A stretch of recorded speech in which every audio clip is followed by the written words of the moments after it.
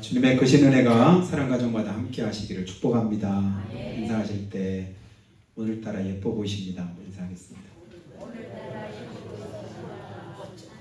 마음을 담아서 인사하십니다. 오늘따라 예뻐 보이십니다. 할렐루야.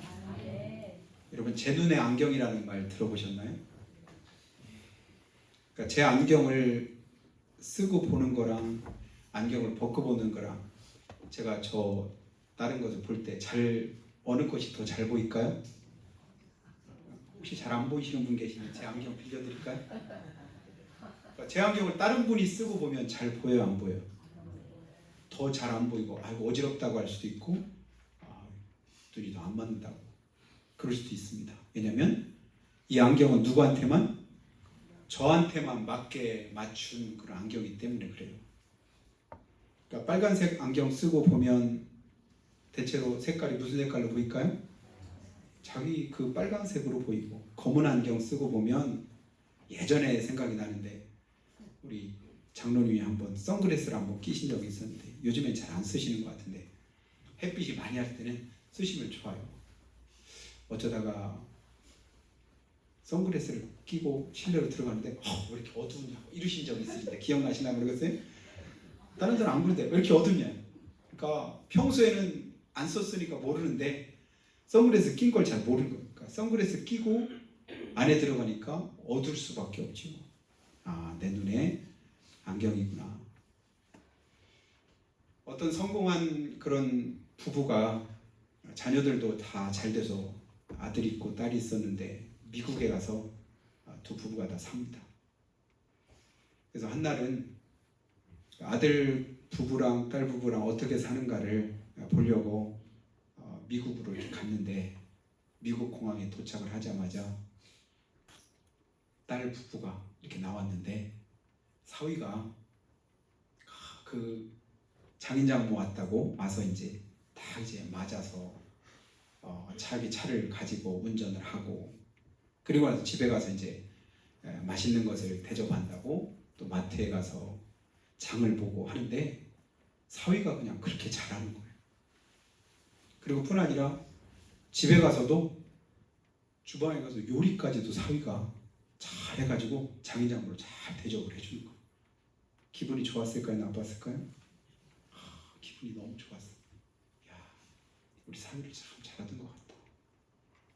그리고 나서 이제 며칠 그렇게 지내다가 아들 집에도 갔는데 아들 집에 갔더니 아들이 그 부모님을 이렇게 사위가 했던 것처럼 똑같이 하는 거예요.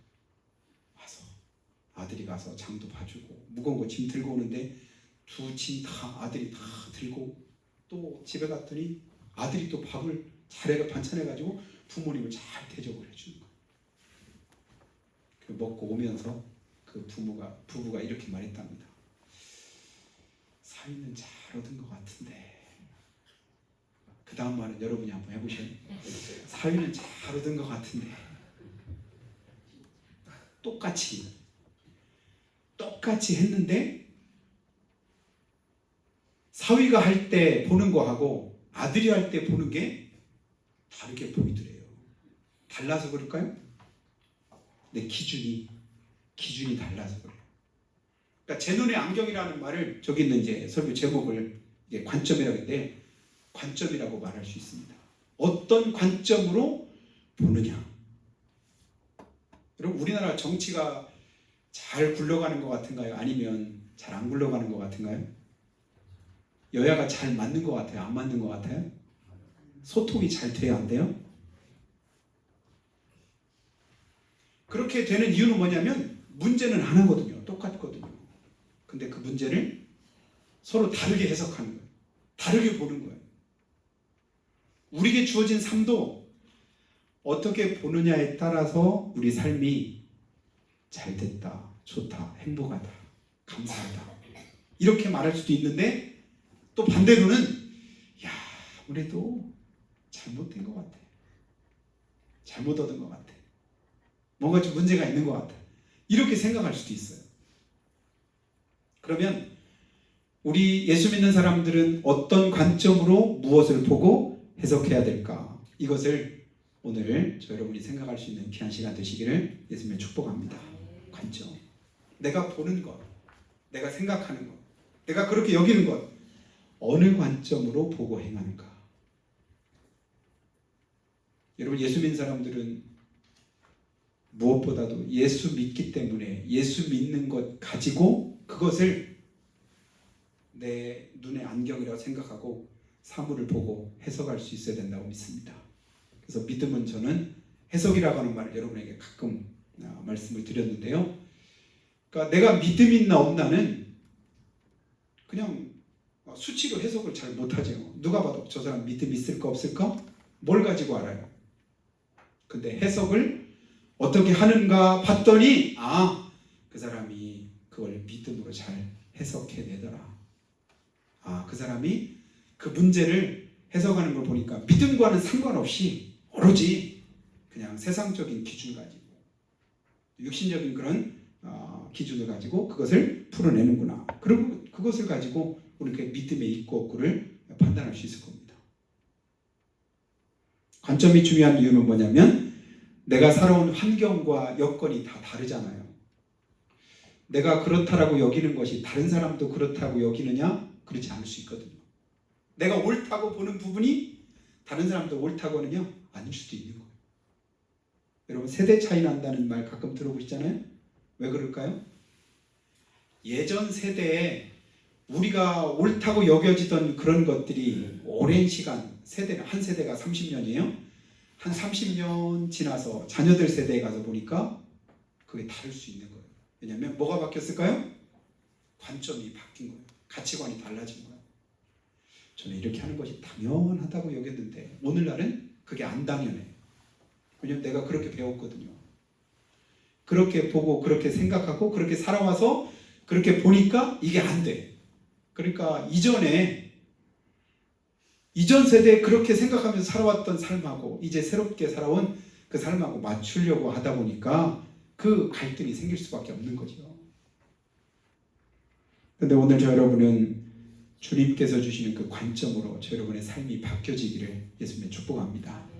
가정사역자인 송기론 목사님이라는 분이 계신데요. 그분이 쓴 책 가운데 비움과 체험이라는 책이 있는데 그 안에서 그분이 우리가 살아갈 때 행복의 방정식이 있고 불행의 방정식이 있답니다. 방정식이라는 건 수학적인 용어인데요. 1 더하기 1은 답이 뭘까요?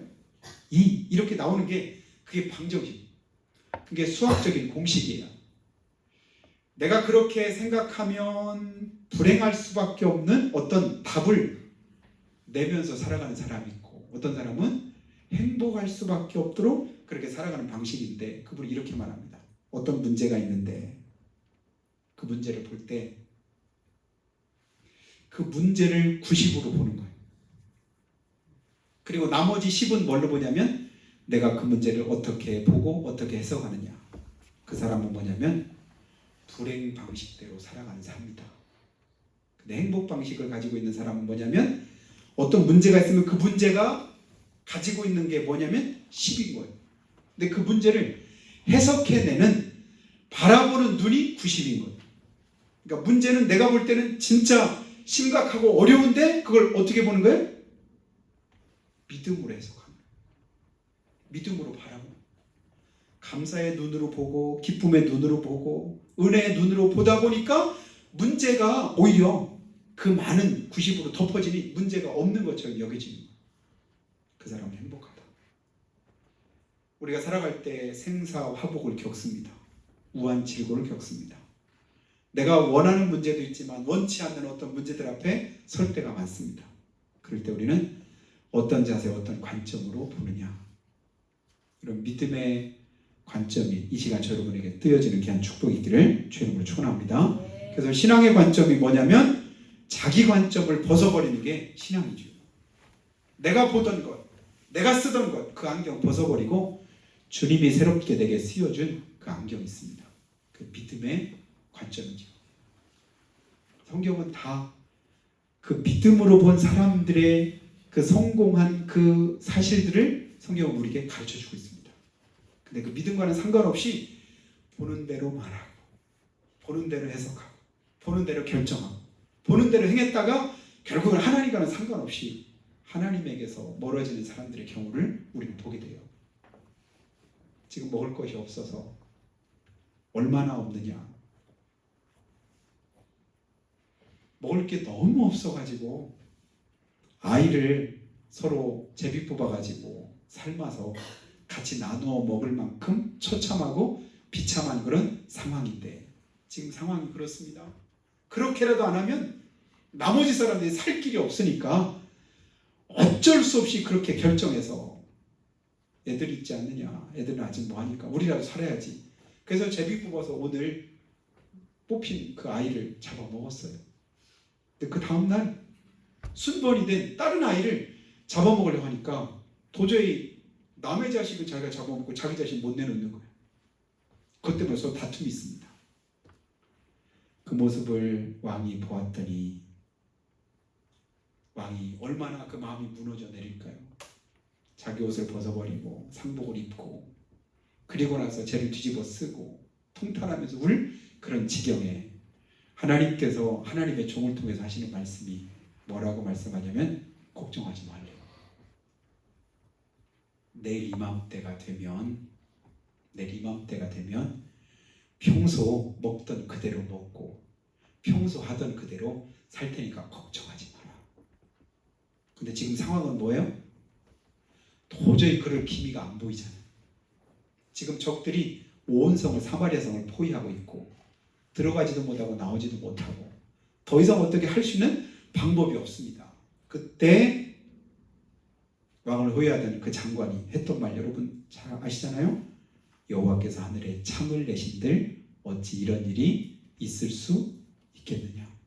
여러분 이거는 일반적인 정상적인 사고를 가진 사람들이 생각하고 판단할 수 있는 결정할 수 있는 그 말이라고 생각이 됩니다. 그 말이 결코 잘못되지 않았어요. 근데 문제는 뭐냐면 누가 한 말에 대해서 하나님께서 하신 말씀에 대해서 그렇게 했다는 데 문제가 있습니다. 세상의 모든 것들은 우리가 경험한 대로 보고요. 생각한 대로 보고 내가 아는 대로 그렇게 말할 수 있습니다. 근데 하나님이 행하시는 일에는 하나님이 주신 믿음 가지고 봐야만 그 해답이 보일 수 있게 되는 것을 여러분 기억하시기를 예수님 축복합니다. 주님은 그걸 믿음으로 보기 원하시는 거예요. 믿음으로 해석하기 원하시는 거예요.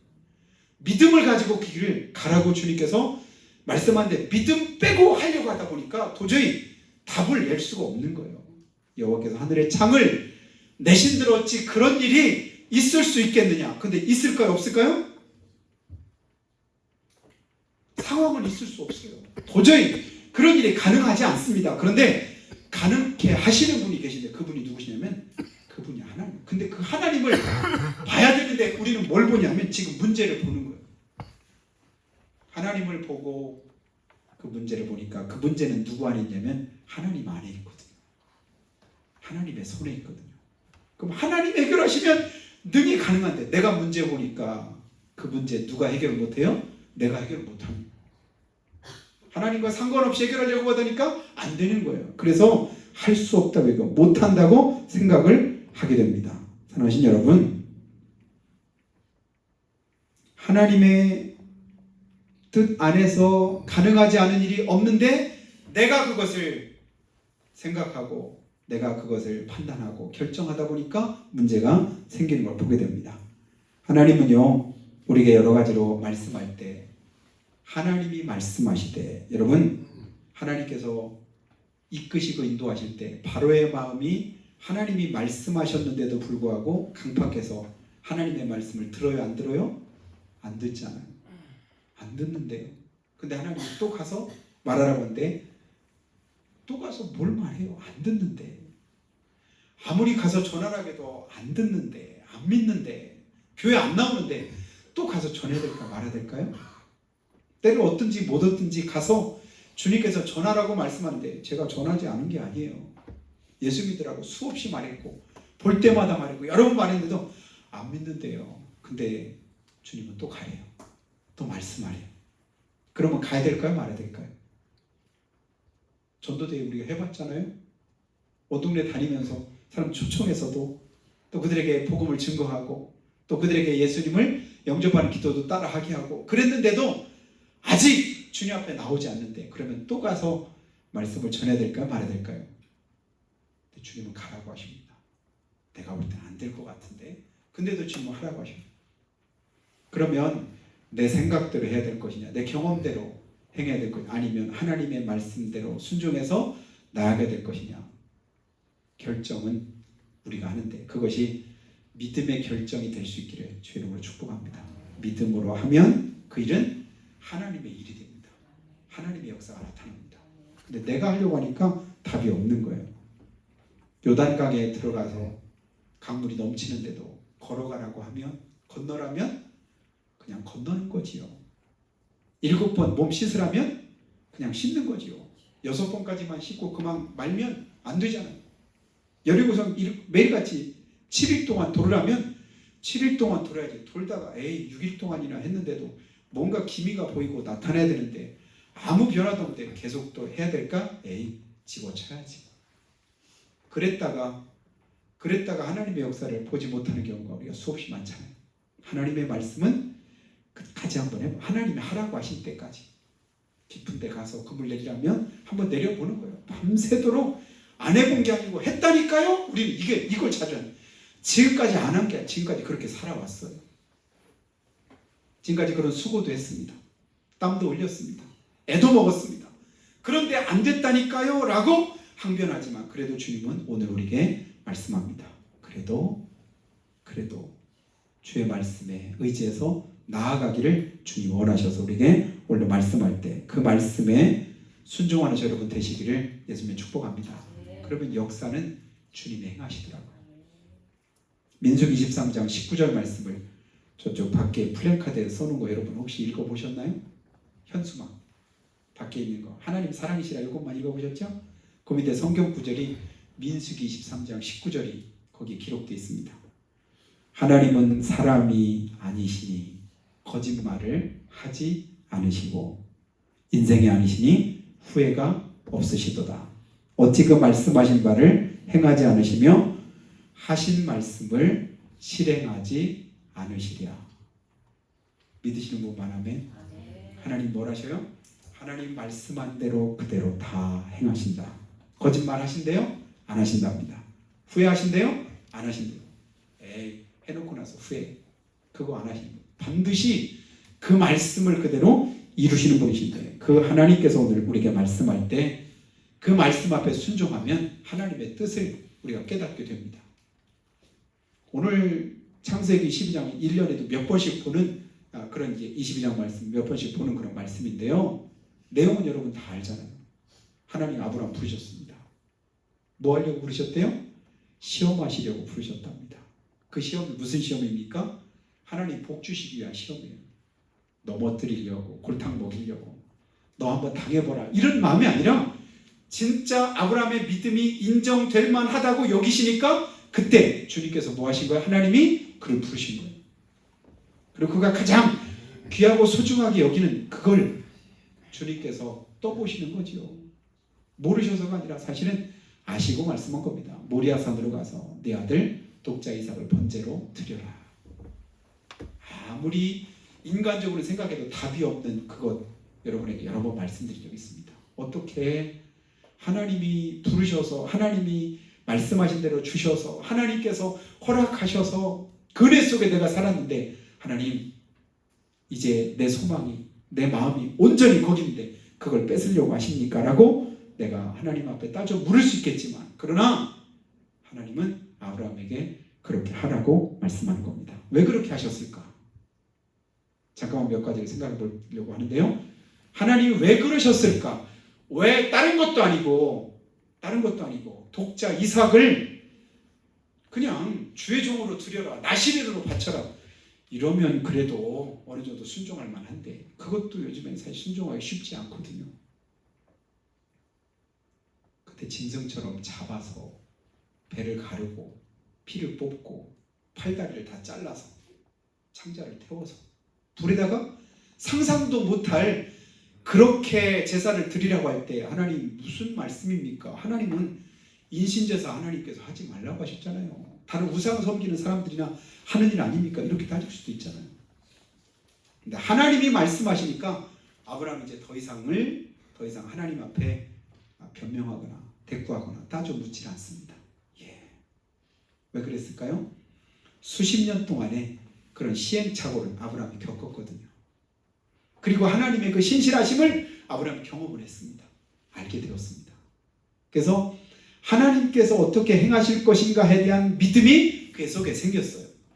8절에 보니까 그 아들 이삭이 아니 나무도 있고 불도 있는데 번제할 어린 양은 어디 있습니까? 물을 때 아브라함 뭐라고 말씀했어요?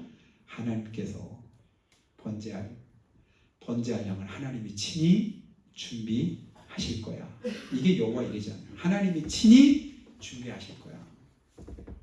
사실 그 믿음이 아브라함에게 있었습니다. 그리고 그 말씀대로 순종하는데 그 일로 인해서 아브라함이 인정을 받는 그 역사가 오늘 우리가 읽은 본문입니다. 다시 말씀 안 해도 여러분 다 아시죠? 그렇다라고 할 때 이 아브라함에게 백세에 낳았던 이삭은 어떤 존재였을까?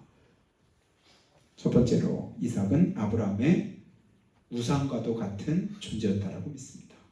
여러분 아브라함이 100세가 넘어서 그 마음의 소망이 뭐였을까요?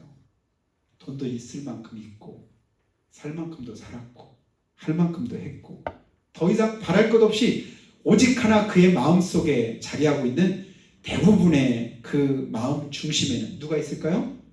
이삭이 있었으리라고 믿습니다. 그걸 뭐라고 하냐면 그냥 그것을 우리가 내 온 마음을 내 생각을 내 삶을 지배하는 그것을 우리는 우상이라고 말할 수 있습니다. 하나님 외에 또 다른 어떤 것이 내 마음을 내 중심을 지배하고 있다. 그것을 우리는 성경적으로 우상이라고 말할 수 있는데 아브라함에게 우상은 바로 이삭이었으리라고 생각이 됩니다. 오늘 본문 2절에 보니까 하나님이 뭐라고 말씀하냐면 내 아들 네가 사랑하는 독자. 네 아들 네가 사랑하는 독자. 그 뭐냐면 네 마음이 온통 가 있는 그 존재를 나한테 바칠 수 있겠느냐라고 주님이 묻고 계시는 겁니다. 여러분 우리가 잘 아는 욥의 경우는 자기의 모든 소유가 하나님께 있다고 그는 고백을 하는데요. 오늘 아브라함에게 뭐라고 해요? 내 아들 네가 사랑하는 독자. 사실은 그 이삭도 누구에게 속했을까요? 아브라함의 아들이라고 하지만 사실은 하나님께 속한 그런 하나님의 자녀인 줄 믿습니다. 그러니까 하나님께 속해 있는데 오늘 하나님께서 아브라함이 네 아들 네가 사랑하는 독자 이렇게 말했는데 욥이 자기의 모든 자녀들을 다 잃고 난 다음에 그가 했던 고백은요. 욥기 1장 21절 보니까 주신 자도 여호와시요 취하신 이도 여호와시니 여호와 이름이 찬송을 받으실지로다. 주신 이도 가져가신 이도 하나님이시라고 고백합니다. 이건 뭐냐면 하나님의 것이었습니다. 하나님의 것입니다. 이런 고백이에요. 근데 오늘 아브라함에게는 아직 그런 마음 그런 정도까지는 되지 않았던 것 같습니다. 여러분 우리가 부모가 자녀들에게 일일이 자꾸만 간섭하고 잔소리하고 자녀들에게 막 여러 가지 일들을 그냥 부모가 그냥 이래라 저래라 하는 이유가 뭘까요? 그 마음 중심에 어느 정도는 자기 자녀라고 하는 생각이 있기 때문이 아닐까 저는 그렇게 생각이 됩니다. 하나님의 자녀고 하나님께 속했다. 그러면 어느 정도 그냥 그 자녀도 내가 놓을 수 있고 그 자녀도 어느 정도 그냥 하나님께 맡길 수 있는데 내가 계속 끌어안고 사는 거야. 내 거다라고 생각한다. 내게 속했다라고 생각하니까 내 중심 가지고 그렇게 판단하면서 결정할 때가 있습니다. 마찬가지로 이삭은 아브라함에게 금쪽 같고 보물 같고 또 생명 같은 존재였음이 틀림이 없었을 거라고 믿어집니다. 그 아들을 주님께서 내놓으십니다. 그렇게 내놨더니 뭐라고 말씀하셔요? 내가 이제 알겠다. 우리가 읽었던 본문 끝부분에 가니까 주님 뭐라고 말씀하셔요? 12절에 내가 이제야 네 아들 내 독자보다도 나를 더 경외하는 줄을 알겠노라. 이제 네 믿음이 진짜인 거 알겠다. 네 중심에 네 아들보다도 하나님이 더 자리하고 있음을 그가 아시고 인정하시는 그 모습을 우리 보게 됩니다. 이와 같이 이삭은 아브라함에게 우상과 같았고 두 번째 이삭은 아브라함이 뭐였냐면 약점이자 급소였던 것을 봅니다. 여러분 급소가 뭔가 여러분 아시죠? 어떤 사람은 벌집을 잘못 건드려 가지고 벌에 그냥 수십 방을 쏘였답니다. 그런데도 멀쩡해요. 근데 어떤 사람은 왕팅한데 한 방 쏘였는데 한 방 쏘여가지고 병원 갔다가 돌아가신 분도 계시답니다. 이유가 뭔지 아셔요? 수십 방을 쏘였는데도 그냥 괜찮았는데 한 방 쏘이고도 죽는 사람도 있습니다. 이유가 뭘까요? 어디에 쏘였느냐가 중요한 겁니다. 급소가 아닌 곳에는 수십 방 수백 방 쏘여도 웬만하면 그냥 견딜 수 있습니다. 근데 급소는 한 방만 쏘여도 그에게는 치명타입니다. 내게 급소와 같은 그것, 그 하나 때문에 내 온 삶이 무너지고 내가 모든 것 포기하고 절망할 수밖에 없는 그런 상황으로 여겨질 만한 그곳이 우리 약점이고 우리 급소일 수 있습니다. 여러분 그것이 우리에게는 무엇일까요? 아브라함에게는 이삭이었을 수 있습니다. 근데 하나님 그거 아셔요. 그리고 그 급소를 나한테 내놓을 수 있겠느냐라고 물으시는 거예요. 하나님에 대한 믿음이 없어요. 신뢰감이 없으면 그게 절대 안 되는 거예요.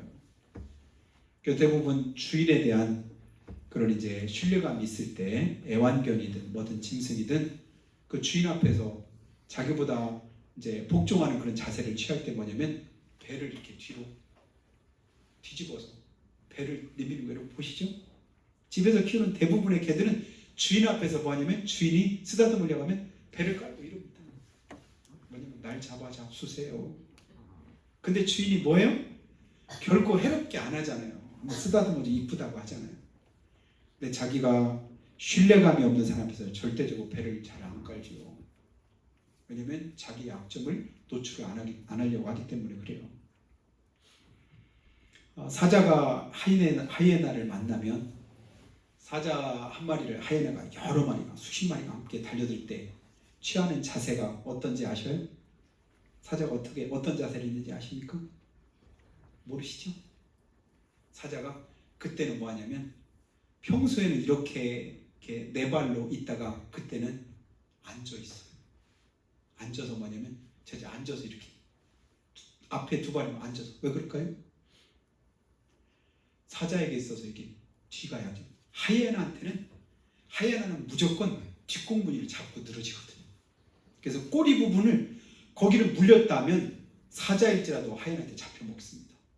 그러니까 앉아서 그 자리에서 빙글빙글 돌아요. 그러다가 틈 있으면 얼른 도망가더라고요. 우리 안에 있는 그 약점, 우리 안에 있는 급소, 그것까지도 주님 앞에 내놓을 수 있는 여러분의 믿음이 될 수 있기를 주님으로 축복합니다. 그 급소를 주님께서 막아주시겠다고, 그 급소를 주님께서 보호하시겠다고 아브라함에게 주님께서 말씀하는 겁니다. 저 여러분에게 그 급소가 무엇인가 여러분 너무 잘 알잖아요. 나는 그분은 너무 약해. 다른 거는 다 괜찮은데 그 부분이 내게 너무 약하네. 그게 나는 진짜 힘들어, 어려워. 근데 다른 사람들 그게 뭐가 힘들어? 나는 힘들어. 다른 사람들 아무렇지 않아도 내게는 그게 힘들 수 있습니다. 그 힘든 부분 여러분 주님 안에서 해결받게 되기를 예수님은 축원합니다. 때로는 그것이 내 안에 있는 불신앙 때문에 힘들고 어렵게 여겨질 수도 있습니다. 그걸 주님 앞에서 믿음으로 해결하면 하나님의 도우심이 함께 하십니다. 그리고 또한 자기 생각과 경험이 자기에게 약점이고 급소일 때도 있어요. 내가 살아온 삶이 그렇고 내가 경험한 게 그렇고 내가 가지고 있는 믿음이 그렇다 보니까 자꾸만 그렇게 보여요. 그렇게 여겨져요. 그렇게 생각이 됩니다. 근데 사실은 안 그럴 수도 있는 거예요. 그러니까 그 부분도 주님 앞에서 다시 한번 새롭게 하는 주님이 쓰여주는 안경으로 바꿔 쓸 수 있는 여러분이 되었으면 좋겠습니다. 또 어떤 사람은 자기 자존심과 명예가 급소인 사람이 있어요. 그래서 조금만 자존심이 상하고 기분이 나쁘고 남들이 자기를 무시하는 것 같으면 그것 때문에 한순간에 그냥 무너지는 그런 경우도 우리는 보게 됩니다. 누구에게나 이와 같은 급소도 있고 연약함도 있지만 하나님께서는 그 모든 것들을 다 아시고 해결하시기 위해서 아브라함을 부르시고 내가 이제야 알겠다. 그러니까 더 이상 너 손대지 마라. 그 아이에게 아무 짓도 하지 마라. 하나님은 내게서 모든 걸 다 빼앗아 가시는 것처럼 보였는데 가장 소중하고 귀한 것을 주님께서 내놓으라 가시는 줄 알았는데 알고 봤더니 뭐예요? 아니라는 거예요. 그 부분이 하나님의 것임을 깨닫게 하시고 그리고 나서 하나님은 더 좋은 것으로 뭐 하셔요? 예비해 주시더라. 그래서 마태복음 6장에서 주님 말씀합니다. 무엇을 먹을까? 무엇을 마실까? 무엇을 입을까? 염려하지 마라. 이 모든 것이 너에게 있어야 될 줄을 하늘에 계신 너희 천부께서 아신다. 이거는 이방인들이 구하는 거야. 안 믿는 사람들도 똑같이 그 관점 가지고 그 믿음 가지고 살아. 그런데 예수 믿는 우리가 똑같이 그 안경 쓰고 그렇게 살아가면 믿는다고 말할 수 있겠느냐라고 주님께서 우리에게 말씀하는 거예요. 그러면서 하시는 말씀이 6장 33절 너희는 먼저 그의 나라와 그의 의를 구하라. 그러면 이 모든 것을 너에게 더하시리라. 이 믿음의 관점을 여러분이 가질 수 있게 되기를 주님 축복합니다. 아, 주님 뜻 쫓아 살면 하나님이 도우시는구나. 하나님이 함께 하시는구나. 하나님께서 해결해 주시는구나. 그 믿음 가지고 여러분이 남은 삶을 승리할 수 있게 되기를 주 이름으로 축복합니다. 기도할 때 하나님, 오늘 우리가 가지고 있는 우상이 무엇인가를 다시 한번 깨닫게 되기 원합니다. 하나님은 우리가 가진 자기 관점이라고 하는 우상을 깨뜨리기 원하십니다. 우리의 눈을 가려서 하나님의 관점으로 세상을 바라보지 못하도록 방해하는 급소가 무엇인가 이 시간 살펴보고 그 부분을 주님 앞에 내려놓기 원합니다. 그게 무엇이 됐든 우리는 그것을 버리고 주님 앞에 나아갈 수 있습니다. 어떻게 가능할까요? 아브라함이 하나님 앞에 번제를 드림으로 하나님의 은혜를 덧입었던 것처럼 우리가 예배함으로 생명 걸고 목숨 걸고 주님 앞에 나올 때 하나님께서 해결할 수 있는 은혜를 우리 가운데 주십니다. 주님을 위해서 집이나 형제나 자매나 부모나 자식이나 전투를 벌인 자마다 100배나 받고 영생을 얻지 못할 자가 없다고 우리 예수님께서 마가복음 10장 30절에서 우리에게 말씀하셨는데, 버린 것보다도 100배나 더 주시고 또한 영생까지도 주시는 하나님이신데 가장 귀한 것, 값진 것, 좋은 것 주시겠다고 우리에게 말씀하십니다.